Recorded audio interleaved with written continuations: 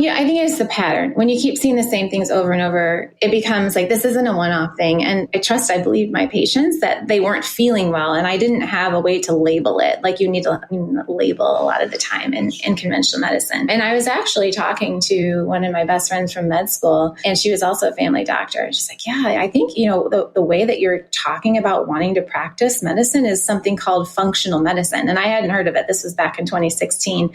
And I looked into it. Cleveland Clinic had a program there. And the more I learned, the more it made sense. And the more I wanted to practice that way.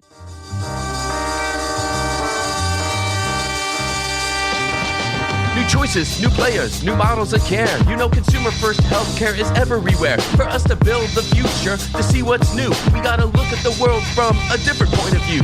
Consumer innovation ain't going away. I say it's here to stay. Today it leads the way. We gotta drop the silos. We're all the same team. Experience, business, tech, and marketing. So join us now. Join the revolution. Consumer first health is the evolution. Status quo or like status no. Yeah, this is the healthcare rap. Yo, come on, let's go.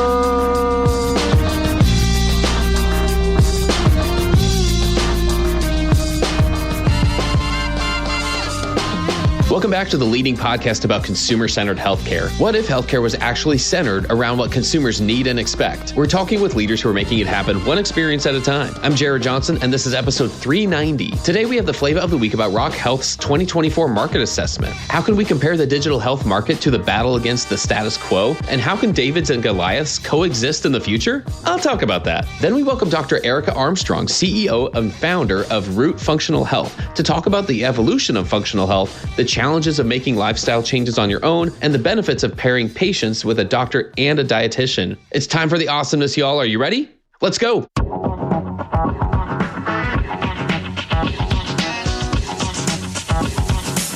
Flava of the Week. The dual trends of early-stage startup activity amidst big moves by large healthcare players have created a David and Goliath dynamic in the healthcare innovation landscape. That's from Rock Health's 2024 year-end market overview that was released on January 13th, referring to trends in digital health funding that they anticipate continuing in 2025. David and Goliath dynamics have come up a lot recently, not just when describing funding, but when addressing innovation's biggest challenge, the status quo. The gravity of healthcare leaders going back to the same tactics and strategies in the midst of revolutions and innovations all around them. Institutions being more comfortable with doing the same thing than doing the better thing. From the solution provider's point of view, their biggest competitor is often doing nothing. Health systems staying pat and not choosing the better way, even while changing their marketing taglines to say that they're more focused on the individuals they care for. Not ignoring the irony there, the biblical story of a young man fighting a towering giant sometimes seems like child's play compared to trying to get movement among healthcare players who are perfectly comfortable standing still. But there is hope here, and it's easier than you might think. One thing that can fight the resistance to change is adopting a consumer-centered mindset. A consumer-centered leader's mindset pushes past the status quo mentality of doing nothing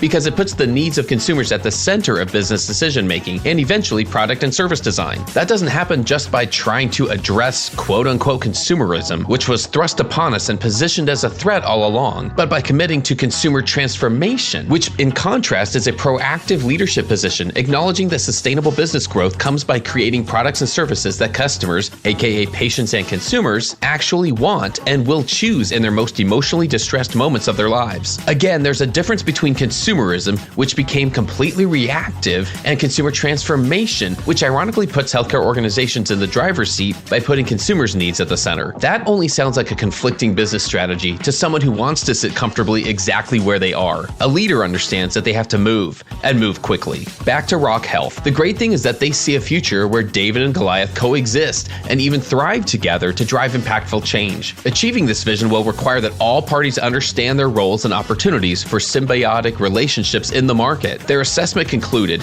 "We believe a balance of big and small players will be needed to preserve diversity of thought and innovation in healthcare." Close quote. The same goes for healthcare leaders everywhere as they battle that giant, the status quo. Let's set a goal in 2025 to more widely adopt a consumer-centered mindset and boldly challenge the status quo of doing nothing. That's another way that we'll build the healthcare of tomorrow, and that's the Flava of the Week.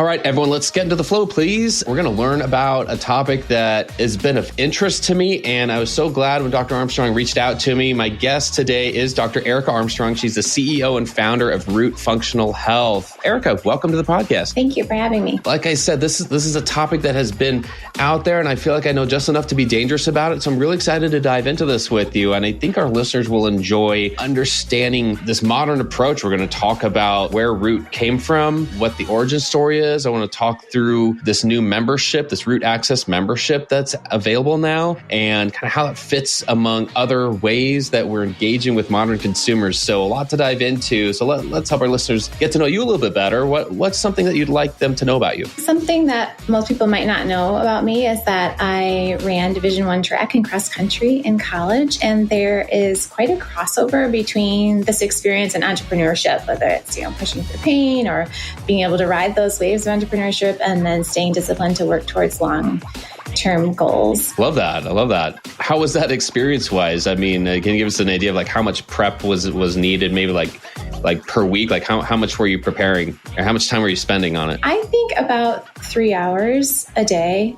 devoted to traveling to practice and then practice and strength training. I think you're right. I think there's a lot of crossover then to the entrepreneurial side of things. Very cool. Very cool. Yeah, definitely. I love finding out things that like not on the bio, not on the LinkedIn page. So super cool. Thanks for sharing that. I'd like to dive into the Root origin story, if you will. Perfect place for us to start here.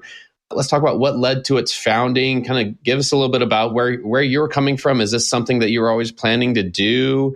And then I'd love to hear about what problems you're trying to solve. So paint the picture for us about Root Functional Health. Before I started Root, I was a practicing family medicine physician. And over a few years of practice, I noticed a pattern that even though I was following all the conventional guidelines, I seemed to be just delaying the progression of disease instead of reversing it and actually helping people feel really well. So I would watch medications slowly pile up over the years, trying just to achieve the same result, and then side effects with that. And then in addition, I would see my patients kind of bounce around between specialists, and oftentimes they didn't get any additional answers about why they weren't feeling well. So the thing about family medicine is most people know you're on the front lines, right? But you're also the last resort for people. So after people bounce back and forth between specialists, it's up to you to find the answers or the next steps, except for like in the same model of care as the specialist. I didn't have anything left in my toolbox a lot of the time. So I knew I wanted to figure out the root cause of this constellation of symptoms I kept seeing over and over. It was often fatigue and brain fog, forgetfulness, bloating, inability to lose weight.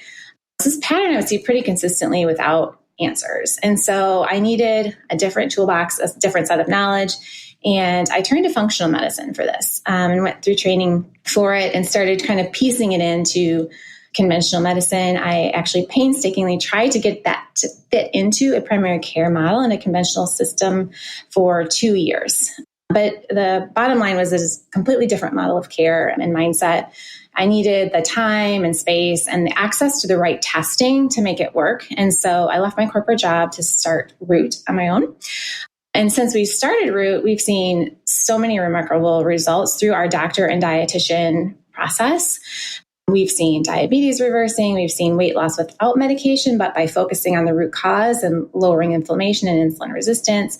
We've seen hormonal disorders like PCOS and acne and hair loss improve and reverse. And we've seen women who get pregnant in 3 to 6 months who had multiple failed rounds of IVF. We've seen things like irritable bowel syndrome or IBS resolving after sometimes like 20 years of diarrhea and to the point where people weren't able to get on the plane again and then they were able to travel again. So ultimately, doing all of this, we could not deny that this needed to be scaled. And so we took the things that were limiting our scale in order to reach more people and then worked on the technology to enable it. Just tell me more about what that thought process was. I mean, it sounded like there was a desire to do more for the patients you were seeing, before going down the functional health route, and that recognizing that there were some limitations in the system. What was about that thought process that finally said, okay, my goal is truly to help people and I'm going to find another way to do it? Were there other practices that were doing something similar that you kind of of learned about, or was it something you'd kind of always known about? I'm just really curious about what got you over that point to say, okay, I have a better way to help people. I think it's the pattern. When you keep seeing the same things over and over, it becomes like, this isn't a one-off thing. And like, I believe my patients that they weren't feeling well, and I didn't have a way to label it. Like, you need to label a lot of the time in conventional medicine. And I was actually talking to one of my best friends from med school, and she was also a family doctor. And she's like, yeah, I think, the way that you're talking about wanting to practice medicine is something called functional medicine. And I hadn't heard of it. This was back in 2016. And I looked into it. Cleveland Clinic had a program there. And the more I learned, the more it made sense. And the more I wanted to practice that way. So the problem you're trying to solve here sounds like you have a different set of tools now to help patients feel better. Is that safe to say? Yeah. For those who aren't as familiar with functional health, because I agree, like it's an emerging field compared to other fields of medicine. What are some of the basics there? What are some of those tools that are available with functional medicine? Yeah. And the biggest one is advanced testing. So we've been doing microbiome testing for years, and figuring out a lot of root causes actually do stem in the gut, and the inflammation that arises from inflammation in the gut, it circulates throughout the body, and all your body systems are connected. And these are some of the core principles of functional medicine, but probably the biggest is finding the root cause. And that's where our name comes from, in Root Functional Medicine. Let's talk a little bit more about Root itself and this new membership. I understand there's a new membership you're referring to as Root Access. So tell us what's included in that and how that came about. One of the biggest struggles I had in conventional medicine is I wanted to be able to order the advanced testing for patients, because we were kind of hitting our limit on what we could test for in just conventional labs. A big reason was microbiome testing, or just being able to do more extensive lab panels without people ending up with huge $1,000 bills after the fact, and, being unable to recognize that they would receive that bill. So it really just opened the door. Access is about opening up access to the right functional medicine testing and tools. So things both like more expansive blood testing, like through conventional labs, and functional medicine testing, like cortisol tests or hormonal tests or gut microbiome tests. Who's an ideal member who this membership is likely to get the most out of? So the way that Root Access works is very easy. So after someone joins, they unlock these collated panels of testing that we've used in practice in real time. So they can order them as easy as shopping online, and they can test and retest when they want. Everything is direct and transparent and insurance free, which means we take out all that hassle. So like waiting for a doctor's visit so you can ask for your labs, then negotiating for the labs that you want, trying to guess if insurance will cover, and then receiving surprise lab bills that you negotiate for months after. So with direct pricing, our labs are often less than a copay or co-insurance. And scheduling your draw and completing your functional test kit at home is very quick and easy. So all of that said, we take all that hassle out. So an ideal member is any busy person who values their health. Well, a lot of us fit in that category for sure. Does this include, I'm thinking, just like how to scale this or how you grow the practice? Is there the in-person component? Is this, primarily like the mail order, like the at-home testing? Is it, how much of this is needed to be done in person, I guess? Business Root is completely online, but we have national lab partners where you can go and get your labs drawn, your blood tests drawn. And then when we do functional kits, those are all at-home collections. So you just collect it and you send it in with a prepaid shipping label. How do you tell the story of this new way of doing healthcare for somebody? Yeah, one of the great things is that functional medicine is gaining traction. And so most people are actually searching for it. And then they find something that we've written. And in the past, building kind of the how to do it was inaccessible to some because it took a lot of time, especially doctor time. And we don't see as many people in a day as a typical primary care doctor does. But having this as our background really made it available to us to have the knowledge that we've gained, to be able to choose the testing and then offer the comments on the results with our functional team insights. So a typical person would Google something and they would be looking for functional medicine or functional medicine testing, and they would end up on our website. Most of our growth has been organic to this point. And I think it's a statement to what you're empowering is, consumer-centric healthcare. So consumers are seeking this out for themselves, and we're just enabling it. Yeah, to that end, the membership that you're describing feels like kind of this refreshing new approach that does fit the fact that we are trying to look for better ways of health and wellness. A lot of times on the show, we'll talk about that difference in getting people access to existing health care and getting to, we kind of refer to the roots of why is somebody seeking healthcare? They want to feel better. To your point of what you shared earlier, they're looking for wellness. They're not looking for healthcare. They're looking for wellness. And so that difference is driving the creation of new types of care like what you're describing. So it's refreshing to hear that there are new options. Do you think this is different than other offerings on the market? What else would have been available before this? Yeah, I mean, there are some online functional medicine options or local functional medicine doctors. We're the only functional medicine company online who pairs a member with both a doctor and a dietitian, a model we've had since the beginning. And we have different tiers. So if you need that personal one-on-one, we have a tier for that. And then we have the Access membership, where we've taken all of the stuff we've learned and created over the years and enabled that through the Access membership so that you can order your labs in real time, get our results. And then the differentiating factor here is there's some other companies where you can order your own labs, but none of them are offering both conventional and functional testing. And none of them have the ability to actually add on visits if you do need to talk to someone about your results. And lastly, the thing you were also talking about is in between care and like how do you support people and connect with people in between? And that's our community. So after someone, gets their test results, sees our functional comments on them, we also enable resources for them to be successful in changing their health. And a big part of that is the Root community that's connected in a part of the Access membership. And there are like-minded individuals, going through similar health journeys. And we are in there. We pop in live a couple times a month.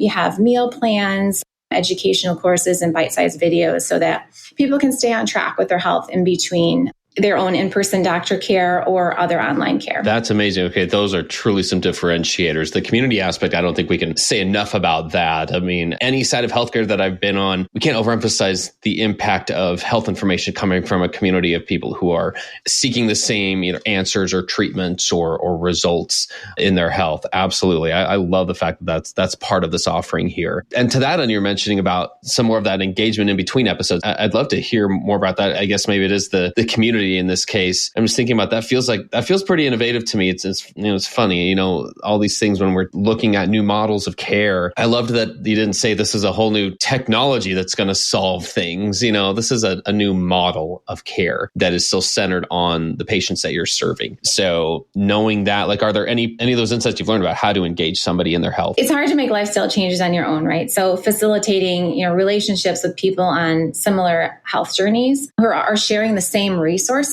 can be profoundly helpful for change, but also doing this in a moderated environment, which is much different than, just a Facebook group where you can see some pretty bad advice come out sometimes and a lot of noise. With our dietitians being in there, we can limit some of that noise that comes from too much nutrition information and also kind of dispel some of those myths. So you have each other, but you also have moderators in there that are experts in functional health, and they pop on live too. So our community has a chance to ask us questions, in real time via the community. To that, and I'll kind of tie this to other conversations we've been having this season, which have to do with what we consider healthcare adjacent areas. And there's some of the things that it sounds like kind of plug into the functional medicine paradigm, which are more lifestyle choices, but they are learning and thinking about fitness, weight loss, mental health, sleep, things that you don't necessarily, in my mind, they've always been on the health or preventive or wellness side, as opposed to the healthcare I need to see somebody about it side. At least a journey tends to start there. It might end up being more involved with the provider. But in general, do you think it makes sense for any of those areas in particular? Do any of those stand out as things of it seems like more primary care doctors should be talking about this? Are there any of those areas that just stand out in terms of ways that we should be exploring more in primary care? Absolutely. All of those things that you said are core to it. Mental health is physical health and vice versa. And in functional medicine, we see the body systems as connected. So there's a gut-brain connection. Inflammation circulates out through the body. It affects your mental health. Exercise is medicine. Sleep and stress reduction, these are all medicine. And to us, and the way we practice, we always incorporate these into our wellness plans. Being a previous practicing family physician, I understand the time constraints and the business model constraints of not being able to spend as much time as they would like to on this. And that's kind of where people, like us come in, because you can have a separate primary care doctor who can suggest resources like the Root community to support the time that they're not seeing you in between visits. Okay, that makes a lot of sense. And yeah, it just sounds like a good starting point for where we are now to kind of keep growing and emphasizing in all these areas. I definitely see the conversation pivoting and evolving to include more of these lifestyle things that have been traditionally kind of thought of as, that's health or that's preventive. And I love that we are merging all these things. I don't think it's a surprise. I think it is a result of the expectations and true needs of consumers becoming more clear, becoming more spoken, becoming more shared within the community, and saying like, no, this is why I'm seeking healthcare. It's for this. It's to feel better. And there's so much to be said for that. So, clearly, we're talking about it every week on the program. So there's a lot to say about that. To that end, I always love asking guests just where they hope their efforts or the efforts of others get us, like where the destination is and what gives them hope as a result for the future of healthcare in this country. I say it all the time. It's so easy to focus on the negatives. It's so easy to focus on things that we feel like are broken. And yet there's still a lot of good being done with millions of patients every single day. What gives you hope personally for the future of healthcare in our country? Yeah. So when I started practicing functional medicine, even in pieces back in 2016, no one in our area at least knew what it was. Some people would call it quackery because I wanted to look at the microbiome and talk about nutrition. But that tide has definitely changed. There is a movement toward treating health with nutrition and food as medicine, finding the root cause. And people are realizing that if they want a different result, they need to look for a different approach and a different model of care. And they're more and more willing to invest in themselves. And I think the thing that gives me the most hope is that people are becoming empowered to take charge of their health. And empowering is actually one of our core values at Root. Fantastic. Erica, it's been a pleasure to learn more about this. I want to make sure I give you a chance to share how they can learn more about Root, I assume they can follow you on social media. Where would you point people if they want to learn more? We are at Root Functional Medicine on Facebook, Instagram, and LinkedIn. And our website is rootfunctionalmedicine.com. Fantastic. All right, last question then. If you could pick one guest for us to invite on a future episode of the podcast, who would that be? So I have to say Taylor Swift, not only because I'm very interested in what she's doing to have that kind of stamina to sing and dance for 3 hours straight, multiple nights in a row, but also I think she's the ultimate entrepreneur whose qualities can translate to any industry. She single-handedly disrupted several industries beyond the music industry, like cinema, publishing, and patent law. So I think it would be interesting to ask her about her creative process and her stamina and her grit. All right, we have a new standard here. Looks like I need to get on the phones and then reach out there, but we would love to make that happen. So great suggestion, Erica. It's been such a pleasure to have you on the program with us today. Thanks for sharing a little bit more about the story here and giving us some hope for the future of healthcare in our country. I've had the absolute pleasure of speaking with Dr. Erica Armstrong, CEO and founder of Root Functional Medicine. Thanks for joining us today. Thanks for having me.